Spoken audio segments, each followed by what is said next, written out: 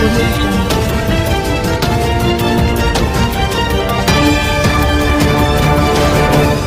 कुलदीप भारद्वाज नमस्कार इंडिया की आज रात की इस छोटी सी चर्चा में आपका हार्दिक अभिनंदन करता हूं।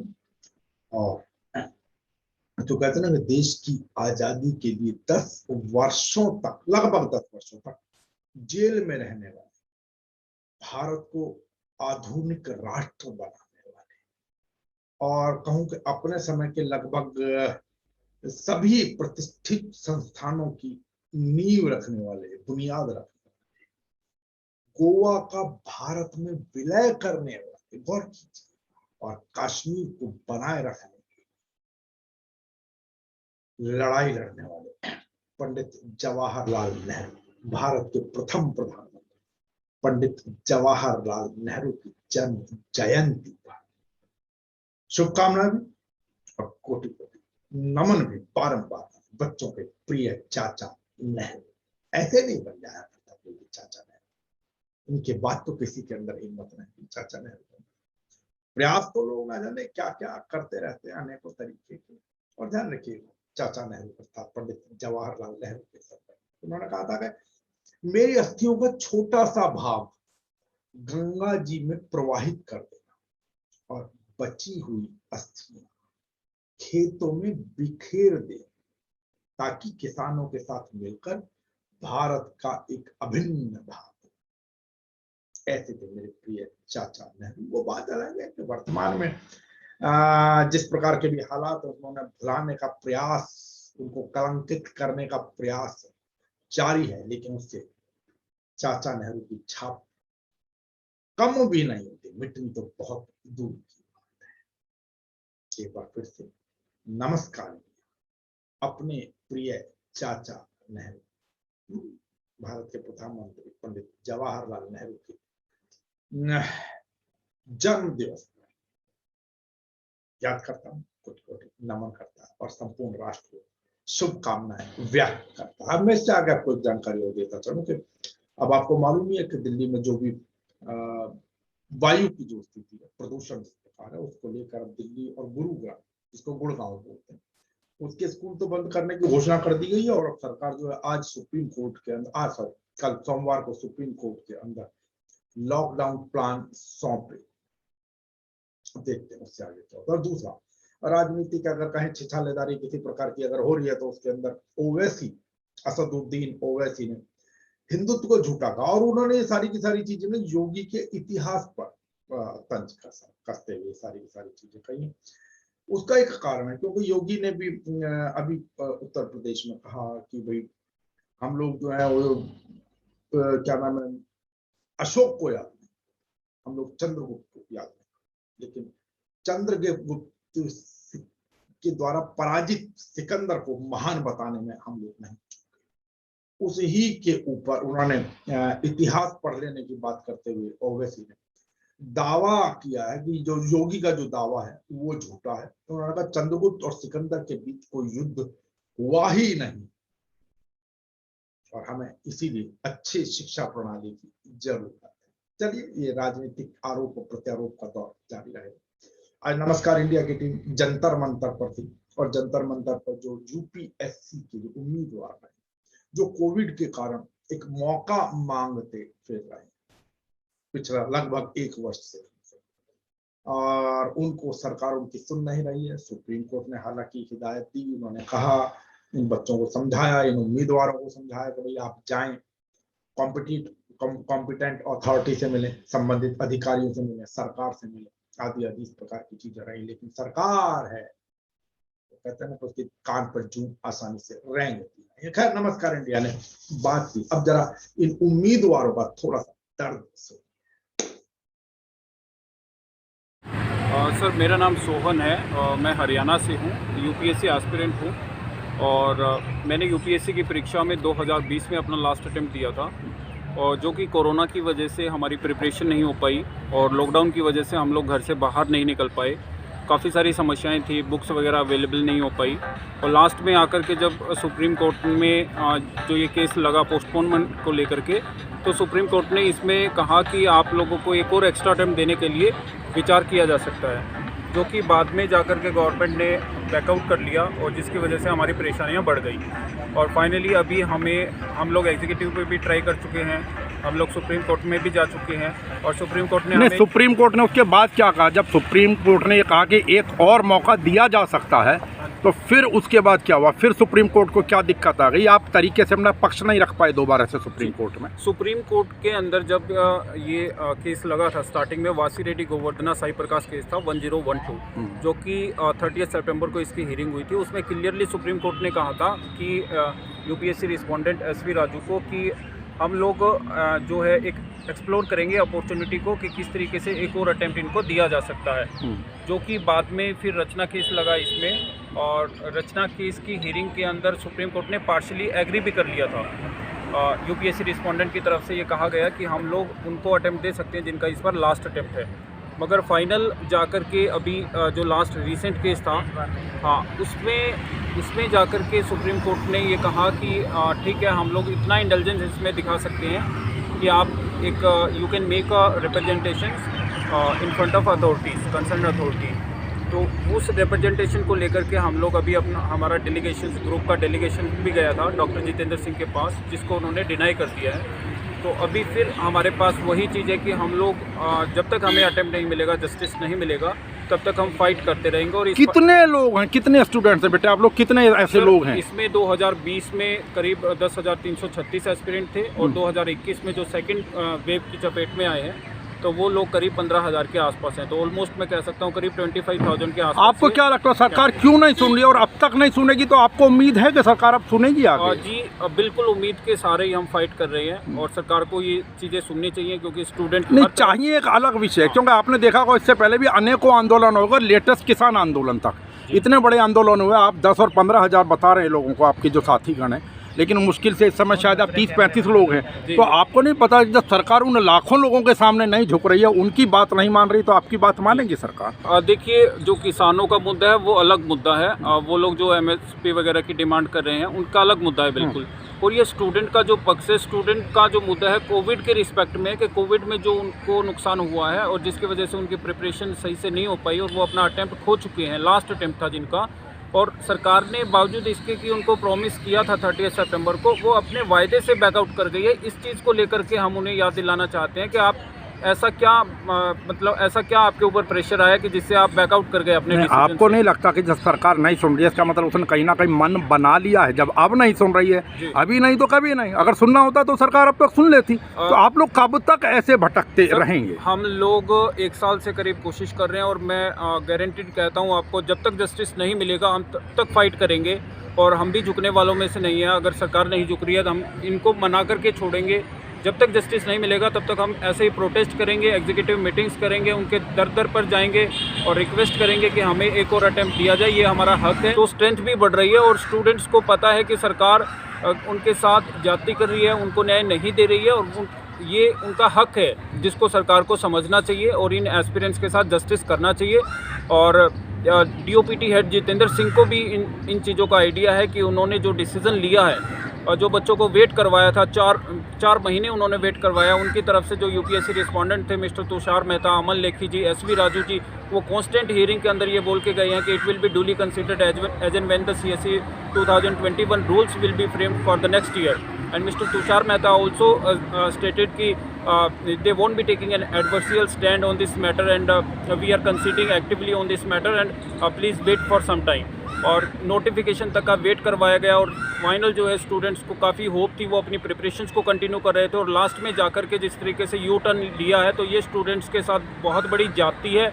उनका पूरा करियर जो है वो दाव पर लग गया है। उनकी 9-10 साल की जो प्रिपरेशन थी सिविल सर्विसेज परीक्षा में उन्होंने इतना टाइम दिया था, वो उनके साथ धोखा हुआ है। 30 सितंबर के बाद जो 4 अक्टूबर को परीक्षा हुई थी 2020 में, उसमें वो अपना इम्तहान नहीं दे पाए कोविड की वजह से और सरकार के प्रॉमिस की वजह से कि सरकार ने उनके साथ प्रॉमिस किया है कि उनको एक बार और मौका देने के ऊपर जो है वो विचार कर रहे हैं और फाइनली उन्होंने एक्टिव कंसिडरेशन इसमें नहीं किया। और 24 फरवरी को जब फाइनल नोटिफिकेशन के अंदर उन्होंने ये कहा, फाइनल जजमेंट के अंदर, कि हम लोग इस जो है आपको इतना कर सकते हैं कि आप अपना जो ये आपकी जो डिमांड है वो कंसर्न अथॉरिटी के पास आप रखिए जा करके।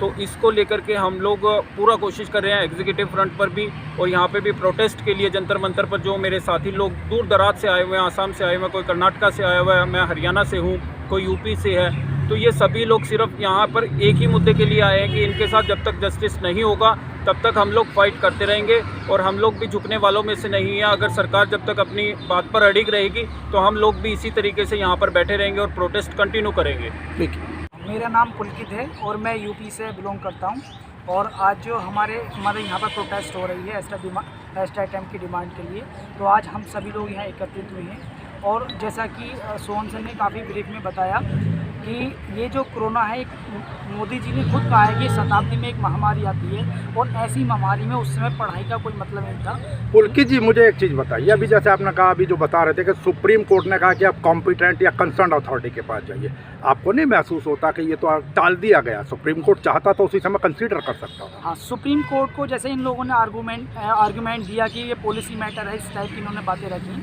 तो सुप्रीम कोर्ट ने कहा कि एग्जीक्यूटिव के पास जाइए। और सुप्रीम कोर्ट ने ये नहीं कहा कि बच्चों की डिमांड मतलब गलत है। सुप्रीम कोर्ट ने ये भी बात बताया कि एग्जीक्यूटिव को ये भी एक आदेश दिया कि आप पोलाइटली डिसीजन लीजिए, बच्चों के हक में डिसीजन लीजिए। लेकिन कितना समय हो गया आपको? लगभग 1 साल से मूवमेंट चल रहा है, अभी तक पोलाइटली कोई डिसीजन नहीं लिया गया। सरकार ने अपने कान बंद किए हुए हैं, सरकार ने अभी आंखें बंद की हुई हैं, लेकिन हमारी कोशिश ये कि सरकार को जगाना, जो हमारा लोकतांत्रिक अधिकार है प्रोटेस्ट का, ये है कि सुप्रीम कोर्ट ने अगर ये चीज़ों को इस समय मतलब नहीं सोचा और एग्जीक्यूटिव पर टाल दिया गया है, लेकिन ये भी हमें ये नहीं भूलना चाहिए कि सुप्रीम कोर्ट के अपने खुद के निर्णय भी होती हैं, सुप्रीम कोर्ट का पुनः विचार भी करती है। तो हम लोग कोशिश करेंगे आपके पास कोर्ट में जाने की भी दोबारा इस अपील को लेकर, या एग्जीक्यूटिव लेवल पर भी निर्णय सरकार करती है। सुप्रीम कोर्ट ने जो भी निर्णय लिया है तो निर्णय में खामियां भी हो सकती हैं, सरकार भी अपने निर्णय पर विचार करती है, पुनः विचार करती है, कोर्ट भी विचार करती है। कितना समय लेगी सरकार विचार करने के लिए? सरकार जो अगर समय गवर्नमेंट अपने हिसाब से, जैसा कि हम मतलब एग्जीक्यूटिव लेवल पे भी बात कर रहे हैं, सरकार समय नहीं लेती है तो इसके और भी तरीके हैं सरकार को जगाने के, और वो हम हर तरीके को यूज़ करेंगे। अब एक और चीज हम भी चाहेंगे, हम भी कहेंगे, नमस्कार इंडिया भी कहेगा सरकार से कि सरकार कृपया करके ध्यान दें इन बच्चों की, जिसको कहते हैं ना, इनके धैर्य की परीक्षा, इनके विश्वास को, जो अभी भी विश्वास है कि सरकार सुन लेगी, उसको अविश्वास में तब्दील ना करें तो ज्यादा अच्छा है। सुने इस बच्चे को। मेरा नाम सौरभ है और मैं यूपी से हूँ। और जैसा कि आप अभी सौरभ, इतना समय हो गया आप लोगों को संघर्ष करते हुए, 1 वर्ष से अधिक, जैसा कि आपके साथी बता रहे हैं, तो आपका विश्वास अभी उसी प्रकार जमा हुआ है, जोश उसी प्रकार है जी, या कहीं कोई फर्क आया? वैसे कहा गया कि हम में नहीं विश्वास की कमी और पीते हैं हम जल खोद के जमीन। नहीं, देखिए ऐसा है कि हमारा जो है सरकार पर पूर्ण विश्वास है, क्योंकि हम जब सरकार ने एक बार हम लोगों से जब डिमांड की थी कि सभी लोग जो भी फ्रंट लाइन वर्कर हैं या डॉक्टर्स हैं वो लोग आगे आएँ और अपनी सेवा इस देश के लिए दें, तो हम लोगों ने उस कठिन वक्त में 24-24 घंटे जागकर इस देश की सेवा की और अपने निजी हितों को या अपने आगे बढ़ने के अवसरों को छोड़ते हुए या उनको नज़रअंदाज करते हुए हम लोगों ने देश की 24-24 घंटे सेवा की उस कठिन समय में। तो इसलिए हमें सरकार पर पूर्ण विश्वास है कि सरकार हमारी मांगों को जरूर सुनेगी। बस वक्त है। आपको लगता है कि सरकार आपके धैर्य की परीक्षा ले रही है? नहीं, धैर्य की परीक्षा नहीं, कहीं ना कहीं जो है मीडियम या चैनल की थोड़ी सी कहीं कमी है, हमको ऐसा लगता है। कमी किसकी तरफ से, सरकार की तरफ से, आपकी तरफ से? नहीं, हमारी तरफ से भी कोई कमी नहीं रखी जा रही है, प्रयास जारी है। बस थोड़ा थोड़ा हो सकता है जो है, जहाँ भी कोई कमी होगी हम लोग उसको पूरा करेंगे मीडिया के माध्यम से। क्या कमी लगती है? आप इससे ज़्यादा और क्या कर सकते हैं? आप परीक्षा दे सकते हैं, परीक्षा के लिए मांग कर सकते हैं, इससे ज़्यादा आपके हाथ में है क्या? नहीं, मांग हम कर सकते हैं। मांग अगर सरकार तक नहीं सुनेगी अगर हमारी मांगों को सरकार, तो हम अपने हितों की रक्षा के लिए हम सड़क पे आएंगे। फिर कब आएंगे? अभी तो सड़क पर हैं, अभी कोई भवन के अंदर नहीं बैठे, अभी भी सड़क पर हैं। अभी शांति पीछे काफी कई महीनों से आप लोगों का मैंने पहले भी कवर किया, कई महीनों से बैठे हुए। तो प्रश्न तो ये बैठता है ना कि कहीं तो धैर्य की परीक्षा ली ही जा रही है ना। अभी संसद का सत्र शुरू होगा। हाँ। हम लोग देखते हैं कि सरकार इस बात पर कितना गंभीरता से विचार करती है, क्योंकि सरकार को कोई अतिरिक्त संसाधन 1 रुपया भी खर्च नहीं करना होता है। सरकार के संसाधन के रूप में जो भी पैसा खर्च होता है वो हमसे परीक्षा के फॉर्म की फीस के रूप में लिया जाता है। अब आपको मालूम है कि जैसे अगले कुछ महीनों के अंदर चुनावों का दौर है, उत्तर प्रदेश में, उत्तराखंड में, पंजाब में और दिल्ली के अंदर भी MCD चुनाव, म्यूनिसिपल कॉर्पोरेशन के चुनाव होंगे। अब इन्हीं सब चीजों को लेकर आजकल और भी जो परंपरागत पार्टियां हैं, पुरानी वो तो है, भारतीय जनता पार्टी, कांग्रेस, आम आदमी पार्टी, अब और नई नई पार्टियां भी ताल ठोक रही है इन्हीं सब चीजों पर। बड़े बड़े वादे भी किए जा रहे हैं, इसमें भी कोई दो राय नहीं है। अब उसी में एक और पार्टी का अवतरण हुआ है, मैं एक तरीके से कहूँ, भारतीय लिबरल पार्टी। अब देखते हैं ये लिबरल जनता के प्रति होते हैं या लिबरल बड़े बड़े सरमाएदारों और अधिकारियों के प्रति लिबरल रहते हैं। हमने पहले भी कहा, आम आदमी सरकार के राज में जो कुछ हो रहा, अधिकारी बिल्कुल सुनते नहीं है।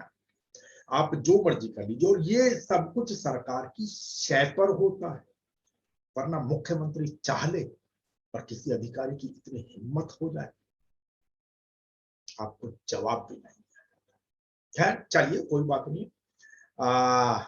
हम लोग तो सब आशावादी लोग हैं और उम्मीद करते हैं और स्वागत भी करते हैं नए नए लोगों का, नए विचारधारा के साथ आए, नए जोश के साथ आए। हो सकता है, पता नहीं इनमें से कौन नगीना निकल जाए। सुने, नमस्कार इंडिया से विशेष बातचीत भारतीय लिबरल पार्टी के राष्ट्रीय अध्यक्ष। अब मुझे सबसे पहले आप ये बताइए कि मैं आपके साथ क्यों जुड़ूं? मुझे सीधा सीधा सवाल का जवाब दीजिए। मैं ये कह रहा हूँ कि एक आम आदमी की यहाँ कोई वैल्यू नहीं है। कल मुझे पुलिस पकड़ ले, कोई मेरा दुश्मन हो MP, तो जेल में डालें झूठे गवाही देकर। हम उस आदमी की आवाज़ बनना चाहते हैं जिसकी आवाज़ को सर, हर व्यक्ति राजनीति में आने से पहले, सत्ता प्राप्ति से पहले इसी प्रकार के वायदे करता है। आपने अभी नाम लिया केजरीवाल का, केजरीवाल ने भी इसी प्रकार के स्वप्न दिखाए। मैं फिर इसीलिए कह रहा हूँ कि मैं आपसे क्यों जुड़ूं, आप पर विश्वास मैं कैसे करूं, मुझे इसका जवाब दें। देखिए, एक तो परसेप्शन की बात है। हम बाहर से आए, NRI हैं, हमारा देखो हमने क्या किया वहाँ पर। हमारा उद्देश्य यहाँ लोगों का भला करना है, पैसे कमाने, तो हम वहीं बैठे थे। यही बात केजरीवाल ने कही थी ना कि मैं तो गाड़ी भी नहीं लूंगा, ये भी नहीं लूंगा। बात मेरा वही सवाल है, मेरी सुई वही अटक रही है। केजरीवाल NRI नहीं है। हाँ, NRI, हम NRI होने का मतलब ये कि विश्वास कर लिया जाए। जो आदमी 40 साल एक विदेश में रह के और जहाँ बहुत काम किया देश के लिए, अब उनकी चेक करो उन्होंने क्या किया है। वेबसाइट पे जाओ, वहाँ पर सब कुछ लिखा हुआ है, मैंने इनको भेजी थी, चेक करिए हम लोग क्या क्या किए देश के लिए। एक खाली आपसे काम नहीं चलेगा ना। आप अगर दिल्ली का MCD में चुनाव लड़ना चाह रहे हैं, 272 लोगों पर क्या आप आसानी से कंट्रोल कर पाएंगे? एक अच्छा कोच होता है ना, ये उसका फर्ज बनता है कि अच्छे अच्छे प्लेयर लाएं और अपनी टीम को जिताएं। हम अपने प्रिंसिपल कायम हैं भैया। अगर नहीं भी हम जीतते तो उसको क्या हमारी रोजी चल जाएगी क्या? हमारे प्रिंसिपल पर कायम रहेंगे, चाहे कुछ हो जाए। ठीक है। भारतीय लिबरल पार्टी लिबरल किसके प्रति, जनता के प्रति या बड़े बड़े सरमाएदारों के प्रति? जनता के प्रति लिबरल। आपने अपने आप को, क्योंकि अब दिल्ली के MCD चुनाव को ज़्यादा दूर नहीं है, मुश्किल से 3 से 3.5 महीने के बाद अनाउंसमेंट हो जाएगी। आप जनता के बीच गए, क्या लोग भारतीय लिबरल पार्टी को पहचान पा रहे हैं? और पहचान पा रहे हैं तो आपने किस प्रकार से उन्हें पहचान दिलाई, और नहीं दिलाई तो कैसे दिलाएंगे? देखिए, हमने तो 1.5 साल तक तो रहा अपना कोविड, तो बाहर निकल नहीं पाए, मीटिंग कर पाए। अब तो हम बाहर जा रहे हैं, हमने सर, जनता उन सब चीज़ों को नहीं देखेगी। जनता ये देखेगी कि जब मैं बटन दबाने जा रहा हूं तो मेरे बीच में कौन आए, मेरे बीच में कौन लोग खड़े रहे, और मैं किन में से लोगों को चुनूं बटन दबाने के लिए। आपके रिक्वेस्ट करने का, आपको यहाँ बुलाने का उद्देश्य यही है कि ये हमारी शुरुआत है जनता तक पहुँचने की, जनता को ये कहने की, आइए एक बार हमें आजमा के देखिए, आपको धोखा नहीं होगा कभी भी। हम NRI हैं, अगर हमको पैसा कमाना उद्देश्य है तो यहाँ नहीं कभी आते। नहीं, लेकिन ये बताने के लिए भी तो आपको जनता के बीच में जाना पड़ेगा। जैसा कि अभी आपने कहा कि भाई लोग मकान बनाने लगते हैं, कोई भी वहाँ पर अधिकारी आकर खड़े हो जाते हैं। क्या आप ये संदेश सार्वजनिक रूप से जनता के बीच में जाकर फैलाएंगे कि आपको अपने मकान बनाने में किसी प्रकार की कोई दिक्कत नहीं होगी?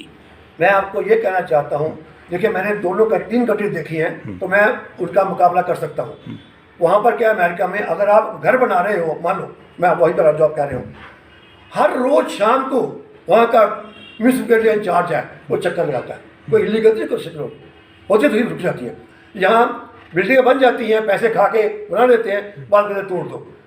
ये बहुत बड़ा नुकसान होता है। जो यहाँ पर अकाउंटेबिलिटी नहीं है, सबसे बड़ी बात यह है अकाउंटेबिलिटी नहीं है। सर, लेकिन MCD में आप मोदी, आज अगर मोदी जी प्रधानमंत्री हैं, केंद्र के बिना की मर्जी के बिना तो आप कुछ कर नहीं पाएंगे। जैसे दिल्ली में हुए, अब दिल्ली सरकार का मतलब उपराज्यपाल, ये केंद्र सरकार ने बदल दिया जब केजरीवाल कुछ करना चाह रहे थे।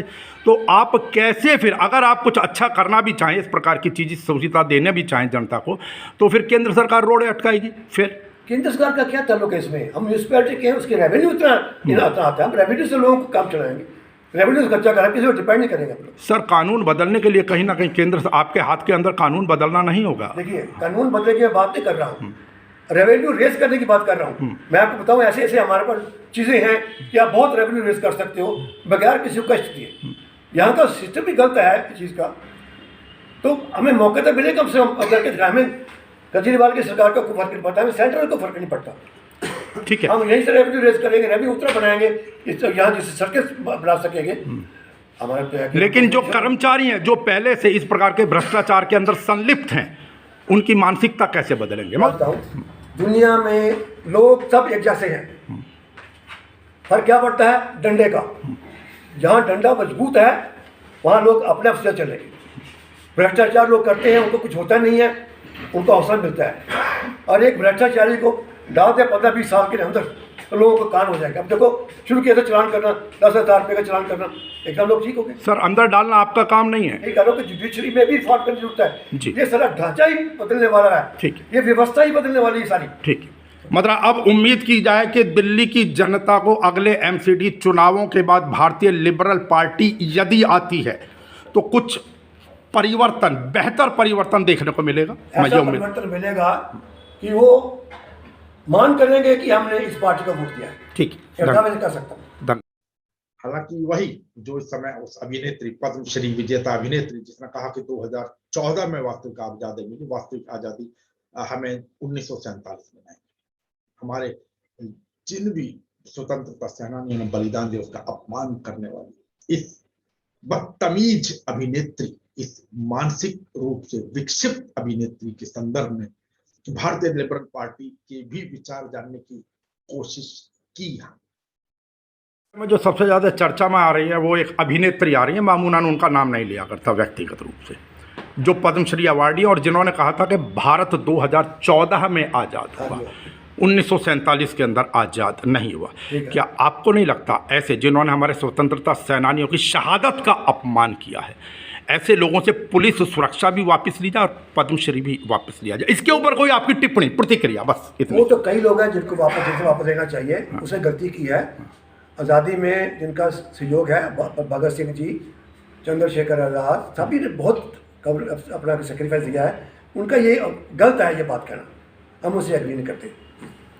बाकी पद्मश्री अवार्ड वापस लेने की बात है, वो तो बहुत लोग हैं जो नंगी मूवी दिखाते हैं उनको पद्मश्री मिल रहा है। मैं उसको सपोर्ट नहीं करता हूँ। हाँ, बस ठीक नहीं करता हूँ जी जी। तो गलत बात, उसने गलत बात कही है और उसको हम कंडेम करते हैं।